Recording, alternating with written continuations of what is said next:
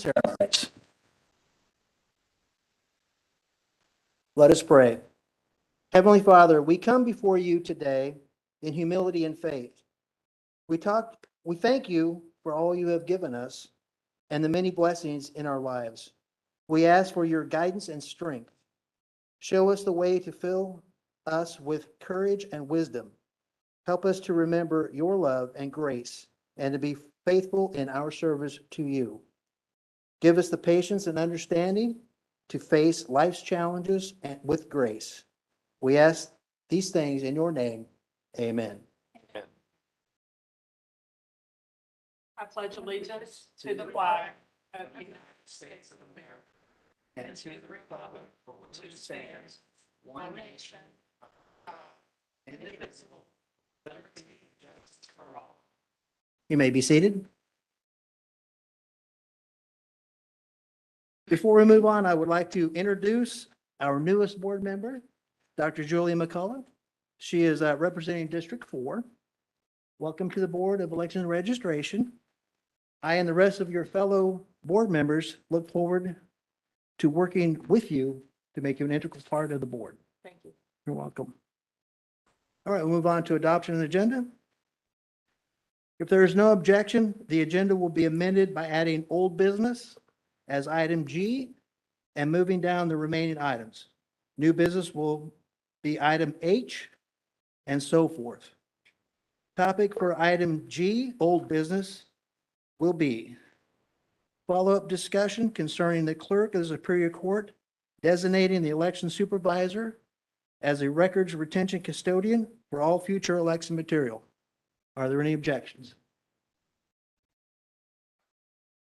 Are there any other amendments or corrections to the agenda? There being no other amendments or corrections, the agenda is adopted as amended. Moving on to the minutes, has everyone had a chance to look at the January 19th, 2023 minutes?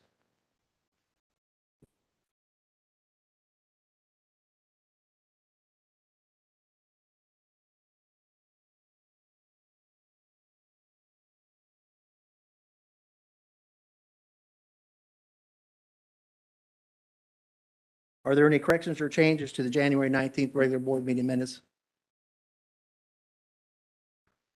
There being no corrections or changes, the minutes are approved as written. Moving on to public comments.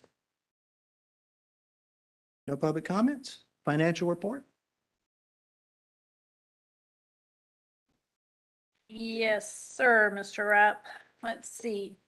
So if everybody is on the budget report, this is a preliminary report. We didn't have final numbers yet for January, so just keep that in mind. And before I forget real quick, I just want to make sure it's on the record that Dr. McCullough was sworn in by Judge Sweat a couple of days after you all were sworn in. That Monday following the Yeah. January So 19th. she is official, in case you were wondering. But with the financials, again, these are preliminary January, ending in January reports. You'll see probably just the bottom line is we're at 58% of our budget for the year. But we are over in several accounts, and those include part-time staff and poll workers, overtime, advertising and publishing, and printing, as well as election employees, which we have some of our poll worker pay that goes to that account for some reason. So advertising and publishing, I wanted to make a note on this to let you all know that a new rate for the county was negotiated from our purchasing agent. And so hopefully our cost for that will go down a little bit. We were paying a different rate for some reason than we can have negotiated. So we'll have a better option. We'll have a better funding when we go forward with a new rate. Keep in mind, this probably does have advertising and publishing in it for the city of St. Mary's in their special election. So keep in mind that some of this cost that you might see here will be offset by a future invoice I send to the city of St. Mary's. And any questions regarding the budget? I don't have a question, but, and I don't have a copy, unfortunately, I don't think I do, of the strategic plan. But as part of our strategic plan, It should be in your book. oh, Dr. is it in Radford. there? Thank you. Let's see if I can multitask and read and talk at the same time.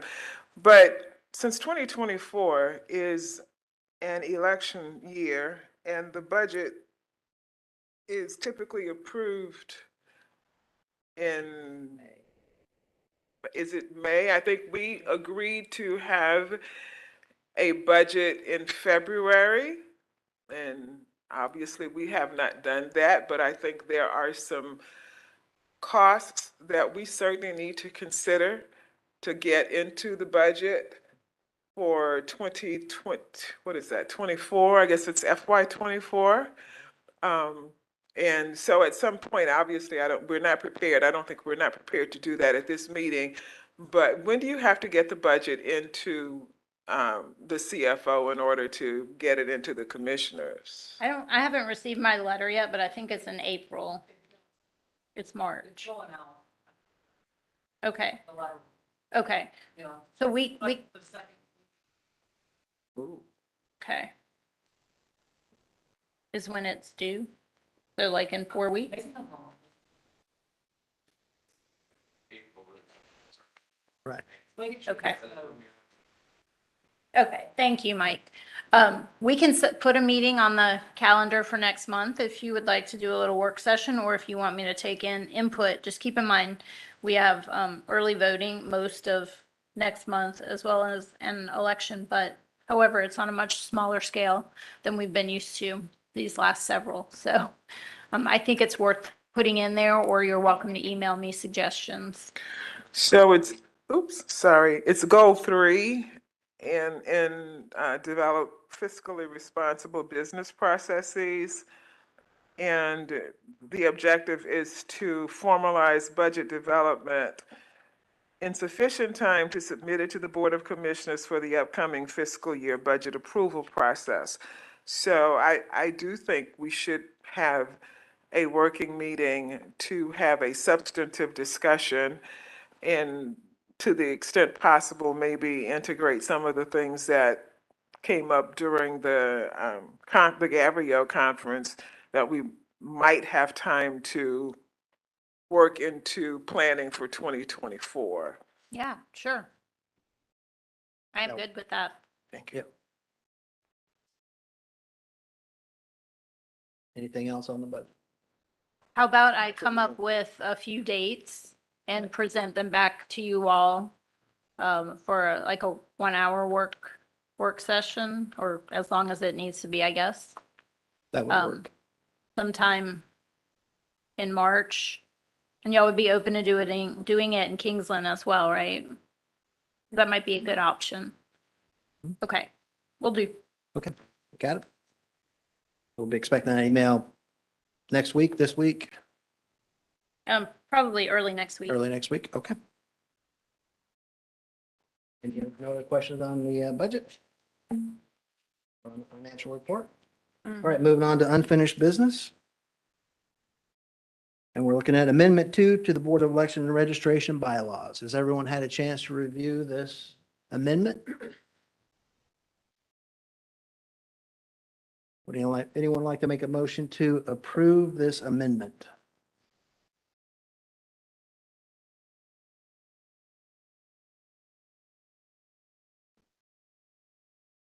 All right, if no one would like to, I'll make a motion that we approve the amendment as is, Amendment 2. I have a motion to approve Amendment 2. Do I have a second? I have a second. I have a motion and a second. Any discussion? All those in favor of approving the Amendment 2 to the bylaw, say aye. Aye. Opposed? Motion carries. So, I'm sorry. So there's a statement here that says Amendment 2 was approved by unanimous vote during the board's regularly scheduled meeting held today. So we just fresh it, had some, a crystal ball and we put it in, I mean, it's It would in either- writing It in it would the, either approve or it wouldn't approve. If we hadn't approved it, it wouldn't be signed off on. Did everyone vote yes? Was it unanimous? wow. I just have a procedural problem with that. I'm approving it and I'm all for approving it. But to have put into the document prior to our approving it, that it was approved, just seems a bit presumptuous to me. Well, it's not signed, so therefore, until it's signed, it's not in effect. Okay, all right, okay, And it actually says on the amendment on the front there also, the date. okay. So that way, when it gets approved, we can actually sign it today. So I'm not waiting a month and a half trying to get everyone to sign it. That's what we ran into last time when I didn't have everything pre-filled out. Kyle, Yes. I read over it, of course, and there were Mhm. just a couple of typos, but I didn't think that, it's materialistically, everything is, I agree If there's too. typos, we can make that into amendment 3 and get rid of any typos. All right. Okay? Now, just so everyone is aware, if you do an amendment to the bylaws, they have to be published 5 days prior to the meeting. If they're not published 5 days prior to the meeting to everyone, then they go on the next time agenda. Okay? Okay. So certainly the spirit of Robert's Rules of Order. Yes. But if you're talking about a grammatical correction and not a content correction, I don't know that still applies. Are you talking just a Just, grammar correction? yeah, just in things like this, to serve successive terms shall have, and it should say the right to resign their position instead of to right to resign their position. That's on Article 4 under membership. And then That's a there's different- another one Okay, that's. Yeah, but under 8.9 that says, it says maybe, but there should be a space between may and be. so there, that was yeah, the there only was, thing. there was discussion about the may and the be, and I figured I'm gonna leave that up to my people that know grammar. But I agree, it has to be two separate words. Yeah, that's the only thing I caught when I read over it. Okay. And I submitted that as a correction with may and a space between may and be. Apparently that, because the other corrections are there. Well, I What's not- think, what- maybe not. What article? 8.10? 8.9, if I'm looking, well, Well, you maybe, said maybe 8.10. maybe it is 8.10. Yeah, the correction. Am I looking at? the- 8.10, you're right, I'm sorry, 8.10. Oh, okay, 8.10. And at the last statement in 4.1. 4.1, and Did you get a version error here? it should say, shall have the right, not to right. Yes. So, and then let me caveat my earlier comment. I thought we were talking about one of the things that we were amending today. So we had not looked at 4.1, so I can see that one being submitted. But the one 8.10, because we've looked at that, if there's a grammatical correction to that, surely we don't have to. Oh, no. Right, If- right, Yeah, if that it's one. just a grammatical correction, then no. So may and be should be two different words. Okay. So what is the process that you recommend that we make that correction? We just pen and ink it, or Yes. what do we do? I will just Okay. pen and ink it. That's what we're gonna do is pen and ink it. Do I need to make a If correction? you would like to make a motion to I- correct it, that's fine. I'll Amend your motion. amend my motion to accept the amendment with the corrections of the grammatical errors. Do I have a second? I have a first and a second. All those in favor, say aye. Aye. Alright. Motion carries unanimously. Thank you. So did we amend just 8.10 Then or instead did we with amend? grammatical corrections. So we accepted the grammatical correction to Article 4.1. That was your intent, correct? Yes. That was his To intent. the, Okay, Okay. all right. okay, All right. And 4.1 was just changing to the. that's correct. Yes. Okay. Okay. Second.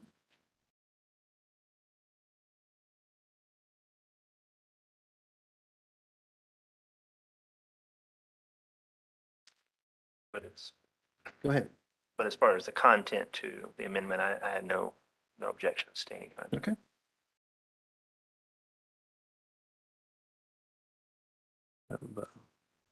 I'm just gonna make a note there. Okay. Right. All right, moving on. Item G is now old business and is a follow-up discussion concerning the clerk of the Superior Court designating the election supervisor as records retention custodian for all future election material.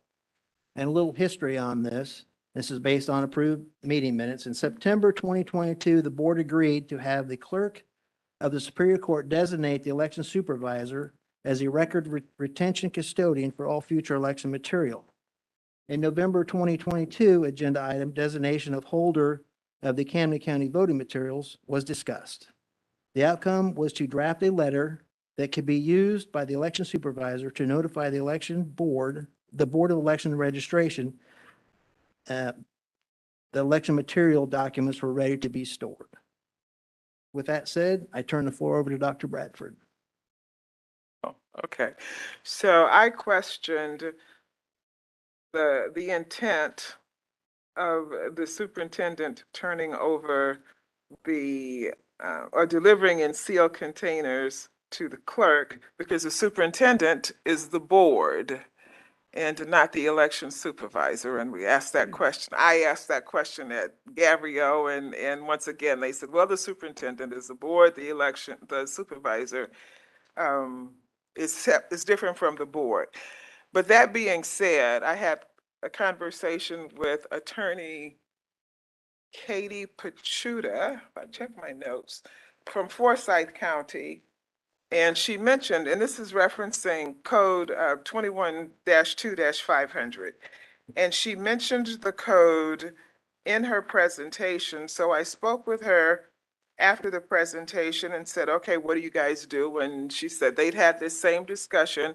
So they developed a couple of paragraphs because the code requires that the legal custody remains with the clerk of the Superior Court.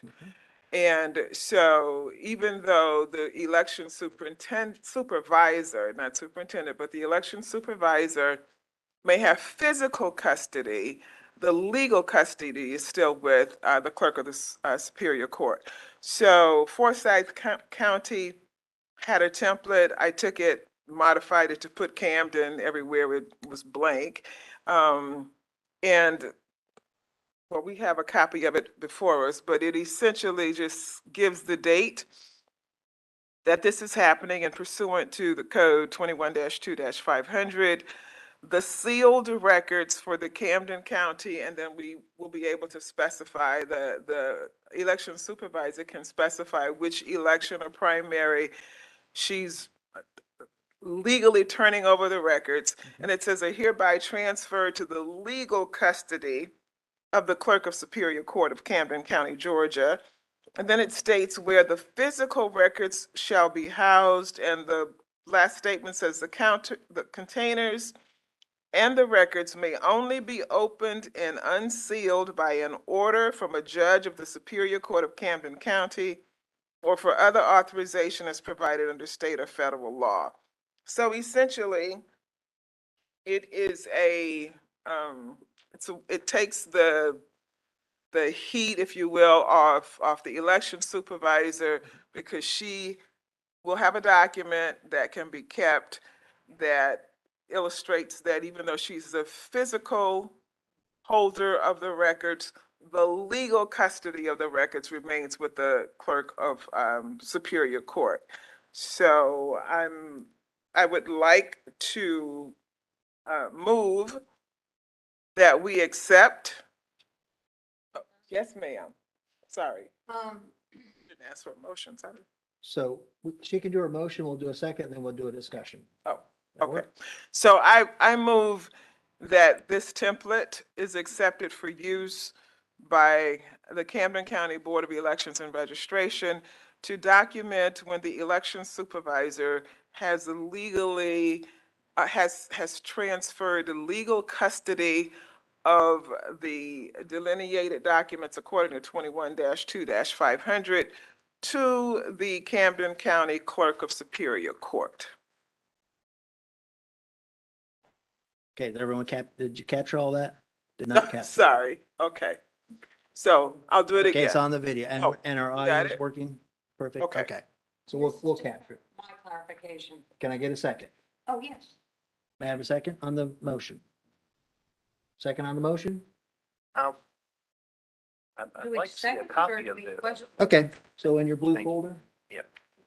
Oh, it's in the blue folder. Okay. Seconded My first, apologies. discussion. I'll second it. Okay, so I have a motion Discussion. and second. All right, open for discussion. You're welcome. And this is from my clarification. The only reason, the only way that these containers possibly would need to be opened is if we have somebody from the state coming down, saying we have to do an audit or whatever, right? No? Yeah, I can't even open Uh-uh. them without, no, I can't go in there and Once pull they're out sealed. records without going through Clerk Turner. Right. Or getting a, court order. Right, so once they're sealed until they come before the Superior Court for destruction. Or there Or could is it be, an audit or something? there could be a lawsuit, for Mhm. example, Okay. and if there's and the grand jury can request those records. Right. But the request to unseal the records has to come from the judge of the Superior Court. I have a question as well. So nothing then from the state can't come in for any reason and request that we open these records for any reason? I think it still has to have a judge. Now, I guess then we'd have to go to see which judge trumps which. So State or certainly, well, state Yeah, would state probably trump local. So, but it says from a judge of the Superior Court of that county, and that's what the code says. So I don't know, at that point, if it was somebody else asking, then I guess we would have to go to the county But- attorney. They recently, Ooh, be careful. they recently requested, for the UGA, study that was done maybe about 2 years ago, Mhm. records, and all of that had to go still through Clerk of Superior Court. Judge Scarlett had to approve it. Then we were given permission to go in there. The majority of what goes to records retention, not like, I don't have copies of ballots in my office, but the information, the reports, things like that, I still maintain a copy of that in my office. So the majority of the information I can get. If somebody wants to see real live ballots, then that would need a court order at the moment. There's legislation out there for something different, but My question, Shannon, if you don't, may I? Go ahead.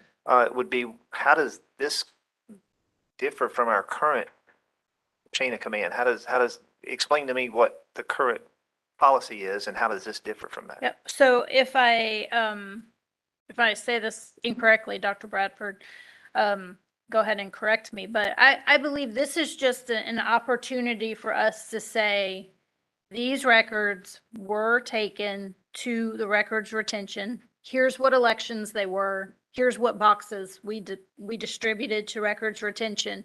They are now in your legal custody, Joylyn, and it's just her signing off that. So all we're doing right now is adopting a procedure for that Yes. passing of that chain Yes. of, Right, and we have a paper backing, and I can provide that to you all okay. for an update in the supervisor's report, so you know that the materials have Right. been transferred And this over. document's also been seen by the county attorney. Okay, well, I can get behind that. And actually, it's not even adopting a process, it's documenting it, A so current. the process hasn't changed. Okay. She's still Yeah. doing the Okay. same thing, but Same we thing. didn't have anything for the board to go back to and say this happened, say for the last election. or Right. whatever. And I assume this is just kept in your office for records or kept the paper once it's signed off on? Well, I'm sure Joylyn, Turner will request a copy, and then we'll have a copy in our office, and I'll make sure that you all get a copy at the following board meeting after it's signed off on, so that you know what's been sent over. Any further discussion? So just to be clear, this was not intended to ask for a list of what was sent over. Just the fact that the records from this specific election have been transferred. Sent over. Okay. Yep, All right. that's fine. All right. Any other discussion, questions, concerns? All those in favor say aye. Aye. Opposed? Motion carries. All right, moving on to new business, item H, the new item H. So the March 16th, 2023 regularly scheduled board meeting is the Thursday before the general election. We need to have a special called meeting sometime after the general election to certify the election. Oh, did I say March? Special election. Special called meeting for the election. So we have to have it either the 24th of March or the 27th of March. The 27th is the last day that we can certify the election. I'm available from 8 a.m. on March 24th or after 4 p.m. on March 24th or all day on March 27th. So 24th, after 4, After 4, it's a Friday. that's a Friday. Which is the 27th. Right. Where- So here's the thing about at 4 o'clock. If we have any provisional ballots, they have to be cured by 5 p.m. on the 24th. That is the last time. Makes it very tight. So if there's a provisional ballot and we haven't got it cured, the meeting will have to start at 5 p.m. Or we can wait until Monday and do certification on Monday. What's more convenient for the staff, because you all are the ones that have to get it to the Secretary of State by their deadline on the 27th. Well, it's just the possibility of, I mean, you just don't know right now if Mhm. I'll have provisionals or UOCAVAs that come in and they have until 5 o'clock that day on Friday. So, I mean, I would either schedule the meeting for 5 o'clock or do it on Monday. And I'm not in a time crunch on Monday as long as I get it in, as long as I, hit the right buttons and provide the document to the state that morning. That's, And it's due at 5 p.m. on that Friday, or on that Monday, the 27th. And it's like we're doing St. Mary's, we're not doing. Correct. I'm not expecting us to have any UOCAVAs, but that could change. And there's always a possibility for a provisional that won't be vetted in time. So, I think, if it's okay with you, schedule, might be better for us to do it the 27th. I could certainly be available that morning if we could do it early, like 8 a.m. I'm available at 8 a.m. Is that, what about the staff? oh yeah, I think that's fine. Would, Dr. Paula, are you available at 8 a.m.? I am not, do we have enough people? Does everybody? yeah, not everyone has to be here. We just have to have. If you have enough people, Yeah, we just have to have. I can do it that afternoon, but not at. Well, we need Right, 3 for a quorum. Mhm. Yeah. So we have I'm three. good. I don't like 8 o'clock. I know, I know. If we. if We could go to Kingsland. If the annex would be better for anyone, Pardon? would the annex be better? Yes, it would. Okay. Does 8:30 work better for It you? does.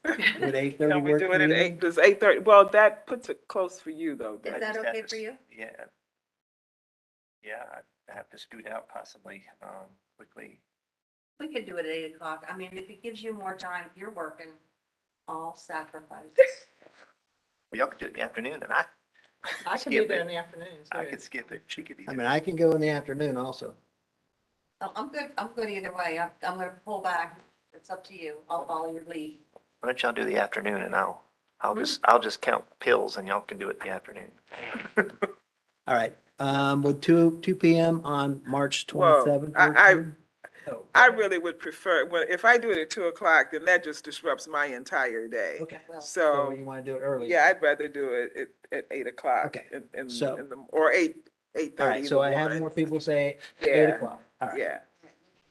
Try to get out of it. So we move the March 16th, 2023 regular board meeting to Monday, March 27th at 8 a.m. at the Kingsland Annex, and this will be a special called meeting.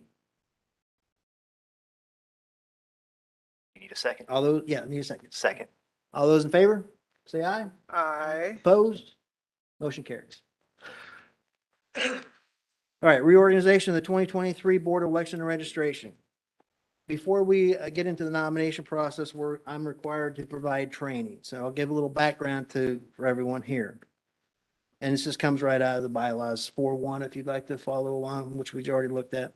Says the board shall be comprised of 5 members, a chairperson hereinafter referred to as a chair, vice chairperson hereinafter referred to as a vice chair, and 3 board members. Every 2 years, the board shall elect one of its members to serve as chairman for a 2-year term in accordance with OCGA 21-275 Bravo.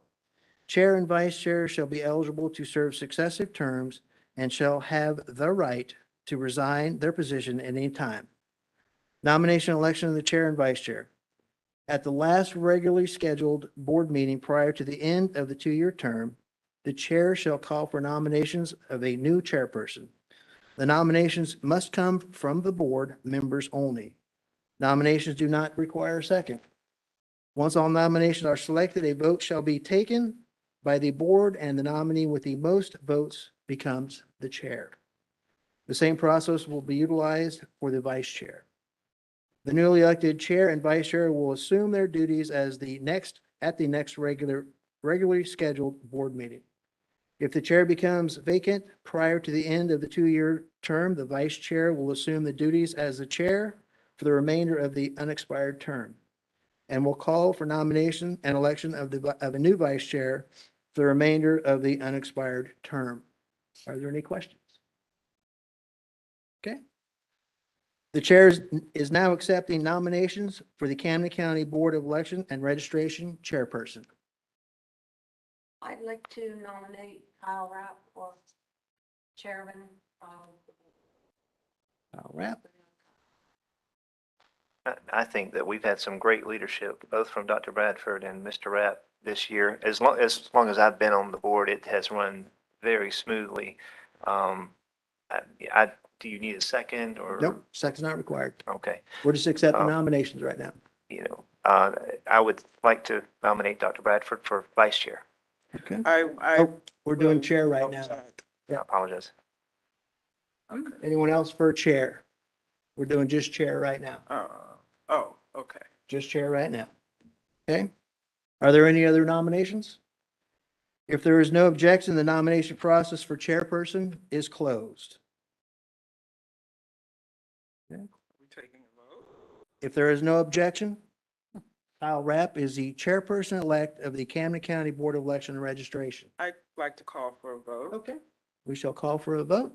All those in favor of Kyle Rapp being the chairperson of the Camden County Board of Elections, raise your hand. District 1 says yes. District 2, District 3, and District 4 say yes. Opposed? District 2.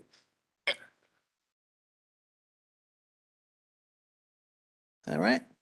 Kyle Rapp is the chairperson-elect of the Camden County Board of Election and Registration. Nomination of the vice chair. The chair is accepting nominations for the Camden County Board of Election and Registration vice chair. I would again like to nominate Dr. Bradford for vice chair. I will not accept the nomination. Okay. Any other nominations? In that case, I want to defer my nomination to the person who has the most time on her hands, Dr. McCullough. Dr. McCullough.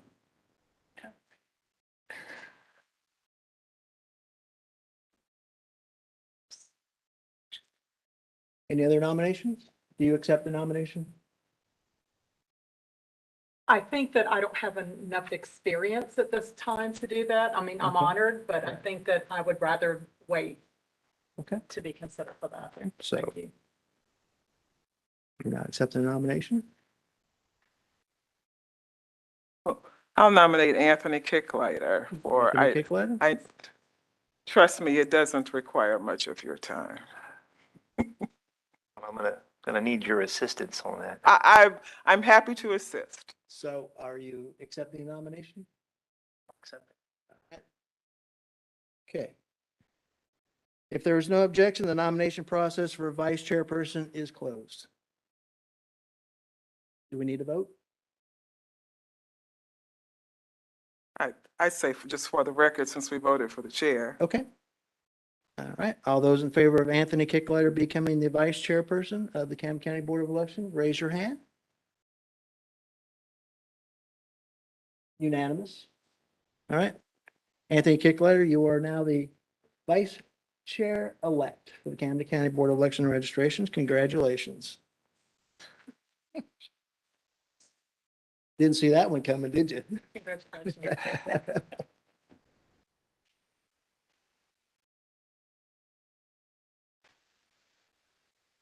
So election supervisor update. All right. Well, congratulations, Mr. Kicklighter and Mr. Rapp. Okay, I just have a few things. Active voter numbers. We've recently just come out of ElectionNet, which has been for years the voter registration software for the state of Georgia.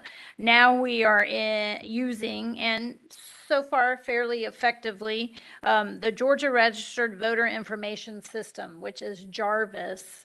And that began February 6th. So everything that was in ElectionNet was put over to JARVIS. They are still working out some kinks. There's been some hiccups.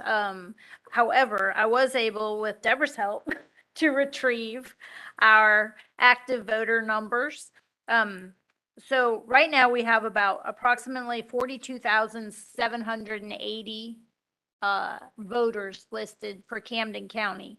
But of those, 6,702 are inactive. So that leaves us with about 36,000 active voters in Camden County. We talked a little bit about inactive voters at our conference that we recently came from.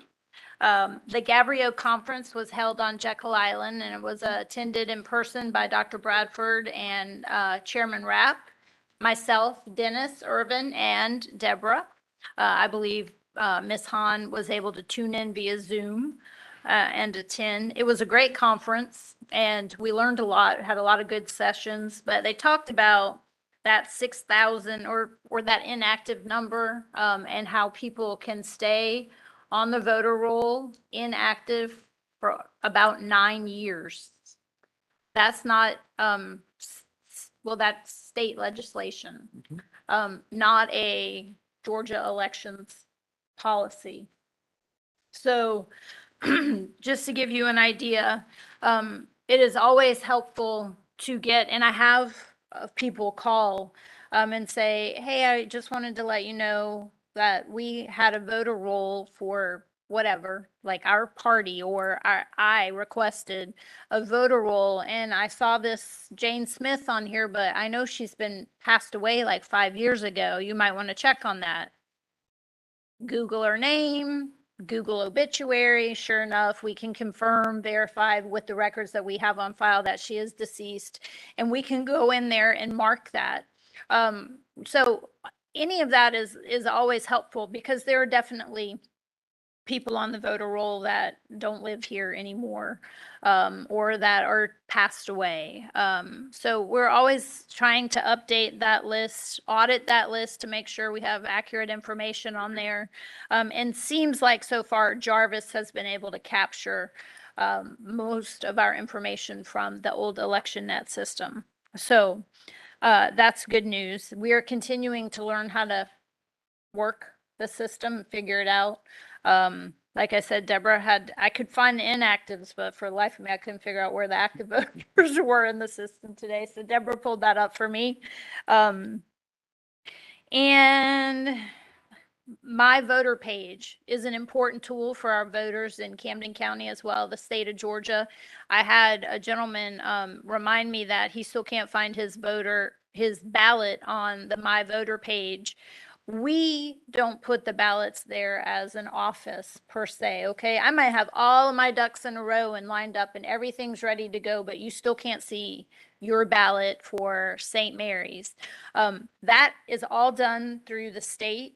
I asked for information about that during the course of this week and was told it should be up by Monday.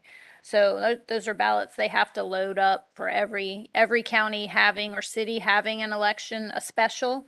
And I think there are relatively few, that less than 50 of us having a special election in March. So if anyone asks, my voter page should be updated soon. Let's see, some community calendar events. With the St. Mary's race, there is a candidate forum that is taking place February 23rd. I believe it starts at 4 for meet and greet, or 5. 5. I'm not positive, but I will make sure you all get the information. It's February 23rd, and they'll do a meet and greet, and then they'll have questions asked of the candidates. They'll be up on stage for questions. That event is at Three Rivers Church in St. Mary's, and that's a great opportunity for me to capture the attention, or the board to capture the attention of the voters from St. Mary's, to make sure they know when early voting is, they know how to request an absentee ballot application, when the deadline for those things are. So we will make an appearance there. I know for sure Dennis and myself are going to be there that afternoon.